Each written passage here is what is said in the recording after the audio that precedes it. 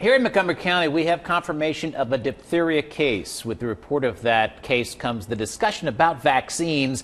Usually the focus is young children, but what about adults? There is a newer combo vaccine. It's called the Tdap, and Dr. Tracy Bolden is from Fairfield Road Physicians, and she joins us this morning to talk more about Tdap and who should get it. First of all, it's not exactly new. It has been around for a while in some form or another. Yes, correct? it has. Okay. It has been around What for a while. does Tdap cover?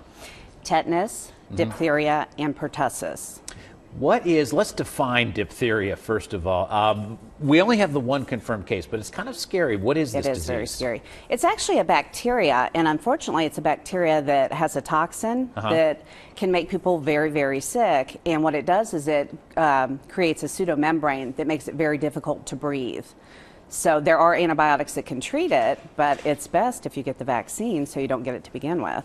This is kids and adults, correct? Kids and adults, correct. Let's move on to mumps now. We've heard from Central Ohio, Ohio State University, where the genesis of this supposedly started. There's more than 250 cases now. Define mumps for us. So mumps is actually a virus, and it is treated, or actually I should say you get vaccinated for it as a child as well through the MMR vaccine. Mumps is a virus. You usually see it in winter or spring, and unfortunately it can be spread through close contact like dorm rooms, campus classrooms, so that's why you see outbreaks in universities. Something else going on out there. What's going on with Ohio, right? Measles started in the Amish community. There's been some cases of that. How is that different than mumps? Well, they're two totally different viruses. What they have in common is they're both, you get vaccinated for the MMR vaccine, which is measles, mumps, and rubella.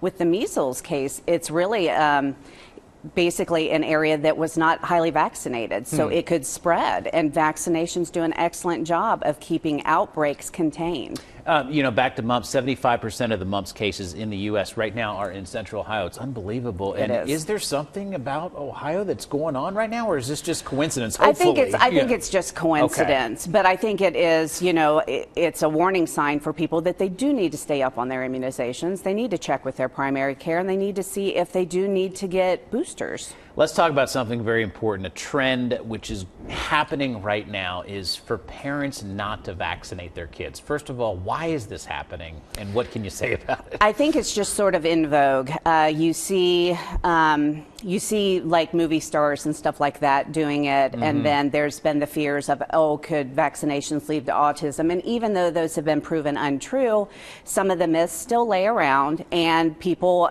unfortunately normally don't see cases like diphtheria and polio and pertussis, and so they don't think the risk is real. And unfortunately, as you've seen, the risk is real. Yeah, for those that don't vaccinate, there have been some tragic cases. Yes, there have. And your advice, vaccinate, vaccinate, vaccinate. Definitely. Thank you so much. Great information, great advice. Thanks for coming in.